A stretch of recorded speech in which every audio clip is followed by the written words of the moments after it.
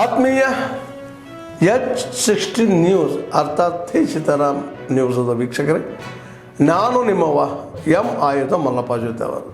ತಾವು ಈಗ ಸುದ್ದಿಗಳ ಲೋಕಕ್ಕೆ ಎಂಟ್ರಿ ಹೊಡಿತಾ ಇದ್ದೀರಿ. ಈ ಸುದ್ದಿಗಳನ್ನು ಪ್ರತಿಯೊಂದು ನೋಡೋ ಜೊತೆಗೆ ನಿಮ್ಮ ಅಭಿಪ್ರಾಯಗಳನ್ನು ಹಂಚ್ತಾ ಇರ್ರಿ. ಯಾಕಂದರೆ ಈ ಸುದ್ದಿಗಳು ನಿಮಗಾಗಿ, ನಿಮ್ಮ ಬದುಕಿಗಾಗಿ, ನಿಮ್ಮ ವೈಚಾರಿಕೆಗಾಗಿ, ನಿಮ್ಮ ತಿಳುವಳಿಕೆಗಾಗಿ ಅನ್ನೋದು ನಿಮಗೂ ಗೊತ್ತು. ಜೊತೆಗೆ ನಮಗೂ ನಿಮ್ಮೊಂದಿಗೆ ಇದೊಂದು ಮಾತಾಡುವಂಥ ಜೊತೆಗೆ ಸುದ್ದಿಗಳನ್ನು ಬಿಡುವಂಥ ಕೆಲಸ. ಈ ಕೆಲಸದಲ್ಲಿ ನಾವು ನಿಮ್ಮೊಂದಿಗಿದ್ದೀವಿ ಅಂತ ಹೇಳ್ತಾ ನೋಡ್ತಾ ಇರಿ ಸುದ್ದಿಗಳನ್ನು. ನನಗೆ ಗೊತ್ತಿಲ್ಲ, ನನಗೆ ಸ್ವಲ್ಪ ಆರೋಗ್ಯ ಸರಿ ಇಲ್ಲ. ಸೊ ಅದಕ್ಕೆ ನಾನು ಎಲ್ಲೋ ಮನೆಯಿಂದ ಈಚೆ ಬರಲಿಲ್ಲ. ಈಗೂ ನಾನು ಸ್ನಾನನೂ ಮಾಡ್ತಾರೆ. ಹಾಸ್ಪಿಟ್ಲಿಗೆ ಯಾರು ಫ್ರೆಂಡ್ ಒಬ್ಬರು ತೊಂದರೆ ಆಗಿತ್ತು, ಸ್ವಲ್ಪ ನೋಡೋಕ್ಕೆ ಭಾಳ ಸಂತೋಷ. ಯಾರು ಇಲ್ಲ ಅಂತ ಹೇಳಿದ್ರು. ನಾವು ಯಾರು ಅವರು CM ಆಗಿರಲ್ಲ ಅಂತ ಯಾರು ಕ್ವಶನ್ ಮಾಡಿಲ್ಲ. ಅವ್ರಿಗೆ CM ಆಗಿ ನಮ್ಮ ಪಕ್ಷ ಜವಾಬ್ದಾರಿ ಕೊಟ್ಟಿದೆ. ನಾವೆಲ್ಲ ಒಟ್ಟಿಗೆ ಕೆಲಸ ಮಾಡ್ತೀವಿ. ಈ ಅಸೆಂಬ್ಲಿ ಕೌನ್ಸಿಲ್ ಇದೆಯಲ್ಲ, ಈ ಕೌನ್ಸಿಲ್ ಚೇರ್ಮನ್ ಮಾಡಲೇಬೇಕು ನಮ್ಮ ಪಾರ್ಟಿಯಿಂದ ಅಂತೇಳಿ ಅವರೆಲ್ಲ ಬಂದು ರಿಕ್ವೆಸ್ಟ್ ಮಾಡ್ತಾ ಇದ್ದಾರೆ. ಯಾಕಂದ್ರೆ ಹಿಂದೆ ನಾವು ಮೂವ್ ಮಾಡಬೇಕಾಯ್ತು. ನಾವು ಸಮ ಇದ್ದೀವಿ, ಒಂದೇ ಶಾರ್ಟೇಜ್ ಇದೆ.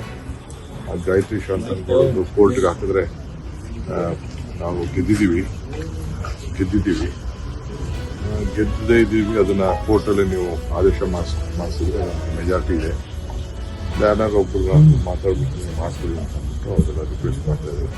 ಕೌನ್ಸಿಲ್ ಚೇರ್ಮನ್, ಡೆಪ್ಟಿ ಚೇರ್ಮನ್ ಯಾಕೆ ಹೆಂಗಿದ್ದೀವಿ ಅಂತ रिक्वेस्ट है. कोई बहाना कांग्रेस पार्टी ना बना पाए, इसलिए दिखा रहा हूं. एक एक करके आपके समक्ष 2-3 तस्वीरें रखूंगा. सोनिया गांधी जी और मिशेल बैचेलेट एक साथ खड़ी हैं. अब जानिए कि जैसे कांग्रेस का DNA भारत विरोधी है, वैसे ही जिनको पुरस्कृत करा गया ये भी क्या करती हैं? पहला, ये भारत की संप्रभुता पे प्रहार करती हैं.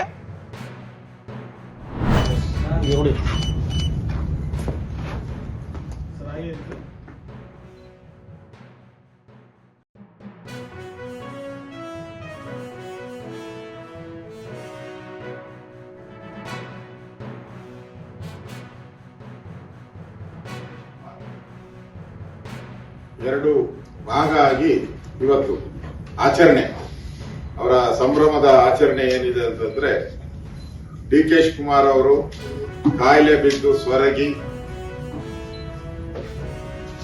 ಡ್ರಿಪ್ ಹಾಕ್ಸ್ಕೊಂಡು ಮನೆಯಲ್ಲಿ ರೆಸ್ಟ್ ಮಾಡ್ತಾ ಇದ್ದಾರೆ. ಮುಖ್ಯಮಂತ್ರಿ ಸಿದ್ದರಾಮಯ್ಯನವರು ಯಾರ್ಯಾರು ಡೆಲ್ಲಿಗೆ ಹೋಗಿದ್ದಾರೋ ಅವ್ರಿಗೆಲ್ಲ ಆವಾಜ್ ಹಾಕಿ, ಯಾಕೆ ಡೆಲ್ಲಿಗೆ ಹೋಗಿದ್ಯಾ, ನಿನ್ನ ಕ್ಯಾಬಿನೆಟ್ ಇಂದ ತೆಗಿತೀನಿ, ನಿನ್ನ MLAಗೆ ಫಂಡ್ ಕೊಡಲ್ಲ ಅಂತೇಳಿ ಧಮಕಿ ಹಾಕಿರುವಂತದ್ದು ಕೂಡ ಮಾಧ್ಯಮದಲ್ಲಿ ಬರ್ತಾ ಇದೆ. ಒಂದ್ ಕಡೆ DK ಶಿವಕುಮಾರ್ ಎಲ್ಲರಿಗೂ ಡೆಲ್ಲಿಗೆ ಹೋಗಿ ಅಂತಾರೆ, ಇನ್ನೊಂದ್ ಕಡೆ ಸಿದ್ದರಾಮಯ್ಯ ಡೆಲ್ಲಿಗೆ ಯಾಕೆ ಹೋದೆ ಅಂತ ಕೇಳ್ತಾ ಇದೆ. ಇದು ಕಾಂಗ್ರೆಸ್ ಪಾರ್ಟಿಯ 2 ವರ್ಷದ ಓಳು. ಜನರ ಪಾಲಿಗೆ ಗೋಳು. ಕಾಂಗ್ರೆಸ್ ಸರ್ಕಾರ ಓಳು, ಜನರ ಪಾಲಿಗೆ ಗೋಳು, ರೈತರಿಗೆ ಹೂಳು. ಆತ್ಮಹತ್ಯೆ ಮಾಡಿಕೊಂಡು ಹೂಳುವಂತ ಪರಿಸ್ಥಿತಿ ಅವರ ಕುಟುಂಬಕ್ಕೆ ತಂದಿದ್ದಾರೆ. ಅದರ ಶಾಪನೂ ಕೂಡ ಕಾಂಗ್ರೆಸ್ಗೆ ಸಿಕ್ಕಿದೆ. 2 ವರ್ಷದ